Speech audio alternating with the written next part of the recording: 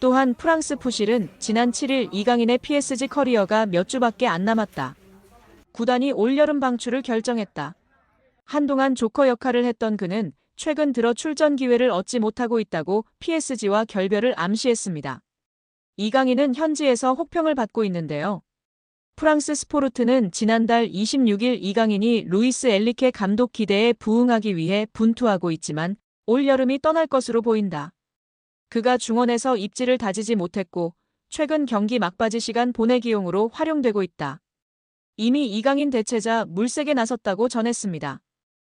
이영표 위원은 축구가 편해지려면 기본적으로 축구 선수는 어떤 상황에서든 한 명을 제쳐서 크로스를 하거나 패스를 하거나 슈팅을 할 수 있어야 됩니다. 드리블을 통해서 템포를 죽이는 거는 안 좋은 행동이지만 동시에 어렸을 때부터 사이드에서 특히 1대1이 걸리면 한 명을 제쳐서 크로스를 올릴 수 있는 게 안 되면 축구가 어려워집니다. 드리블을 하게 되면 어떤 선수는 한쪽 밖에 못 가, 어떤 선수는 왼쪽 밖에 못 가, 어떤 선수는 오른쪽 밖에 못 가는데 양쪽을 다 갈 수 있는 확실한 기술이 하나씩 있어야 됩니다. 이강인 선수는 3년 이상 기술을 연마해서 양쪽을 다 할 수 있다고 보여집니다. 이강인 선수는 드리블을 잘하려면 스피드가 있어야 하고 중심이 무너진 쪽으로 치면 중심이 무너지는 것을 몸이 자동으로 계산하여 움직여지게 됩니다. 생각하고 드리블을 치는 게 아니라 연습과 노력 끝에 자동으로 움직여지는 것입니다. 여기서 박문성 해설위원이 덧붙였는데요. 맞아요. 이전에 앙리 선수도 인터뷰에서 패널들이 어떻게 그렇게 많은 골을 넣을 수 있었는지 물었을 때 생각하고 계산하고 슈팅을 때린 것이 아니다. 자연스럽게 자동적으로 슛을 하게 되었다고 인터뷰에서 화제가 되었다고 합니다. 뿐만 아니라 그라운드의 풍우나 천재 소리를 듣던 이천수 선수도 본인이 어떤 드리블을 했었는지 개인기를 했었는지 모른다며 자동적으로 몸이 움직여졌고 나중에 분석하면서 경기를 봤을 때 내가 저렇게 했구나 알 수 있었다고 발언했습니다. 이처럼 세계적인 레벨의 선수들은 계산하고 움직이는 것이 아니라 자동적으로 움직여지는 것 같고 이강인 선수도 보면 계산적인 움직임이 아니라 훈련과 노력으로 자연스럽게 자동적으로 몸이 반응하는 선수인 것 같다고 발언하며 팬들의 공감과 지지를 받았습니다. 이어 이영표 위원은 이강인 선수가 재능은 기본적으로 있었겠지만 훈련과 노력이 없이는 만들어질 수가 없습니다.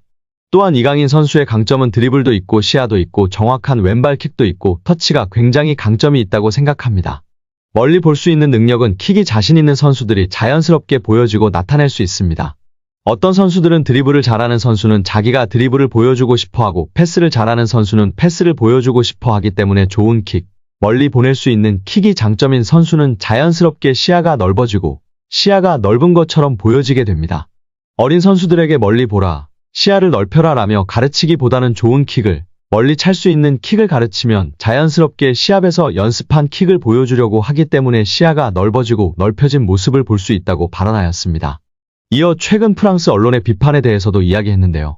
이강인을 향한 언론 비판은 일도 신경 안 써도 됩니다. 한국에서처럼 선수를 비난 잘하지 않는 문화가 아닙니다. 한국에서는 정말 엄청나게 큰 잘못을 저질렀을 때 비난하나 외국은 그냥 막 합니다. 그들의 문화이고 경쟁이라 신경 쓸 필요가 전혀 없습니다. 유럽에서도 크게 신경 쓰지 않는 편입니다. 거기에 일희일비할 필요 없고 비난을 받더라고 원래 그런다 생각하는 게 팬들도 선수도 좋다고 발언했습니다. 이어 이영표 위원은 이강인 선수가 수비할 때 압박이 안 된다는 단점이 있었는데 약점이라고 지적되던 수비 전환, 수비의 능력을 키웠다는 것이 정말 대단한 것이라며 치켜세웠습니다. 이는 특히 선수의 태도의 문제이기 때문에 이런 것들을 지적을 받으면 자기가 수비력을 키우는 게 아니라 나도 수비를 열심히 하는 척해야지 라는 선수가 있는데 이강인 선수는 진짜 수비를 하는 것이라며 극찬하였습니다. 특히 이런 태도를 갖고 있는 선수는 길게 선수 생활을 하고 겸손하기 때문에 대성하는 경우가 많다고 발언했습니다. 유럽 축구 전문기자 파브리치오 로마노에 따르면 알켈라이피 회장은 우리는 앞으로 6에서 8년 더 함께 뛸 수 있는 팀을 만들고 싶다라며 유럽 축구연맹 챔피언스리그 8강팀 중 가장 어린 팀을 보유하고 있다. UEFA 클럽 랭킹 10위 안에서도 가장 어리다. 정말 자랑스러운 일이다라고 말했습니다. 현지에서는 알켈라이피 회장의 발언에 대해 미래 자원들로 리빌딩에 착수할 거라고 선언한 것으로 보고 있습니다. 킬리안 음바페가 떠난 후 새로운 청사진을 그리고 있다는 분석입니다. 영국 비사컨은 PSG의 알켈라이피 회장은 장기 프로젝트를 그리고 있다. 앞으로 6년, 7년, 8년은 뛸 수 있는 젊은 선수들을 중심으로 팀을 개편하고자 한다라며 알켈라이피 회장의 최근 발언은 과거 음바페를 지키려고 했을 때의 발언과 상당히 대조적이다라고 전했습니다. 이어 PSG는 새로운 시대를 준비하고 있으며 음바페는 팀 계획에서 점점 사라지고 있다. 레알 소시에다드와의 챔피언스리그 16강전에서 결정적인 역할을 했지만 PSG는 선수들이 음바페가 없는 상황에 익숙해지도록 음바페에게 부수적인 역할을 맡기고 있다라고 덧붙였습니다. 게프폴류스 프랑스 또한 알켈라이피 회장은 파르크 데 프랭스에서 새롭고 젊은 장기적인 프로젝트를 강조했다. 레알 소시에다드전에 출전한 PSG 선수들의 평균 연령은 23세 361일로 챔피언스리그에서 구단 역사상 최연소 선발 명단이었다. 경기 후에도 알켈라이피 회장은 라커룸을 찾아가 선수들에게 부담 갖지 말라고 격려했다라며 현재 PSG가 리빌딩에 돌입했다고 설명했습니다. PSG의 최대 목표는 챔피언스리그 우승입니다. 프랑스 내에서는 적수가 없지만 유럽 무대에서는 힘을 쓰지 못했는데요. 2019년도 시즌 준우승이 가장 좋은 성적이었습니다. 알켈라이피 회장은 급하게 도전할 생각이 없습니다. 시간이 조금 걸리더라도 미래를 보장할 수 있는 선수들로 팀을 만들어 계속 도전하겠다는 입장입니다. RMC 스포츠에 따르면 알켈라이피 회장은 선수들은 매 경기 승리를 원하지만 현실적이어야 한다. 우리는 팀을 구성하는 과정에 있으며 선수들 대부분이 어리다. 새로운 팀을 만드는 과정이기 때문에 쉽지 않다라며 팀을 만들었다고 해도 선수들이 준비가 된 것은 아니다라며 충분히 기다릴 필요가 있다고 강조했습니다. 회장이 직접 젊은 선수들로 개편하겠다는 뜻을 밝힌 만큼 이강인의 미래도 좀 더 밝아질 것으로 기대되고 있습니다. 2001년생 이강인은 얼마 전 23번째 생일을 맞았습니다. 알켈라이피 회장이 언급한 6에서 8년 동안 활약할 수 있는 선수에 부합하는 나이대입니다. 이강인이 유럽리그 랭킹 1위 잉글랜드 무대의 톱클래스 강팀 핵심 선수와 견줄만 하다는 분석이 나오며 화제입니다. 프랑스 리그앙 파리 생제르맹은 2023년 8월 마요르카에 2,200만 유로 약 328억 원을 주고 이강인을 데려와 2027년도 시즌까지 연봉 727만 유로 약 108억 원 및 5년 총액 3,635만 유로 541억 원 계약을 맺었습니다. 2,200만 유로는 마요르카 구단 역대 2위 및 한국인 역사상 세 번째로 많은 이적료입니다. 이강인은 PSG 소속으로 2023년도 시즌 리그앙 23경기 3득점 4도움, 출전 평균 64분을 뛰면서 90분당 공격 포인트 0.43으로 활약했습니다. PSG는 유럽클럽 전체 랭킹 6위, 프랑스는 유럽리그 랭킹 5위인데요.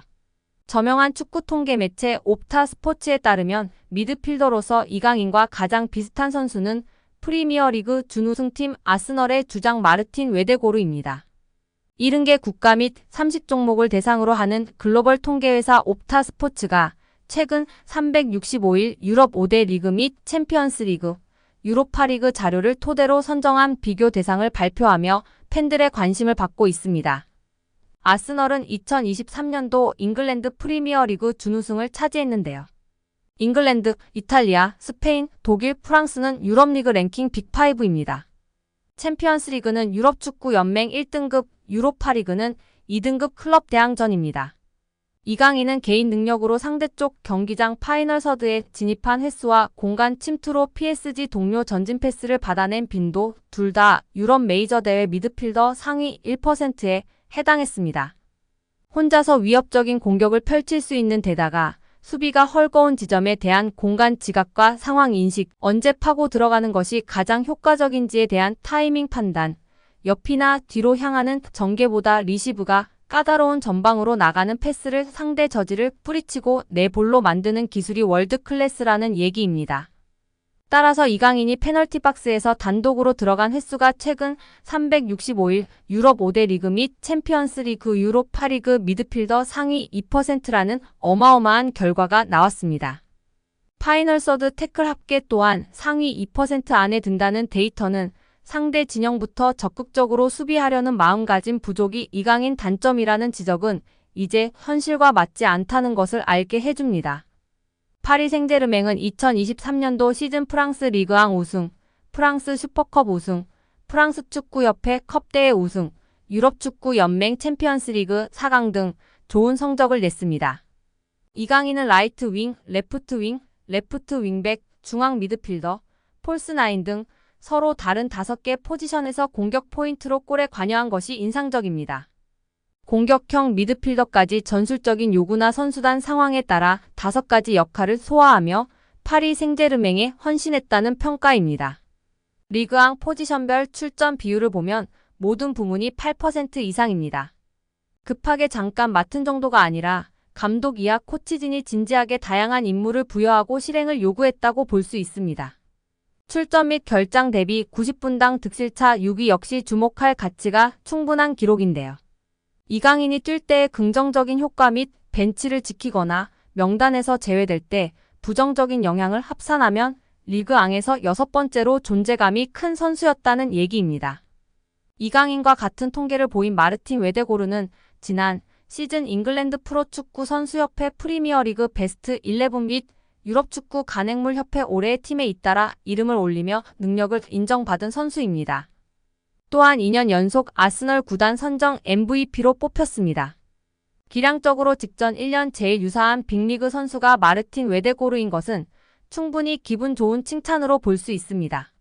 세계적인 강호 PSG에서 앞으로도 꾸준히 빛난다면 이강인은 여러 개인 수상을 통해 기량뿐 아니라 국제적인 입지 역시 비교될 날이 올 것 같은데요. 앞으로도 부상 없이 맹활약하길 기대하고 응원하겠습니다.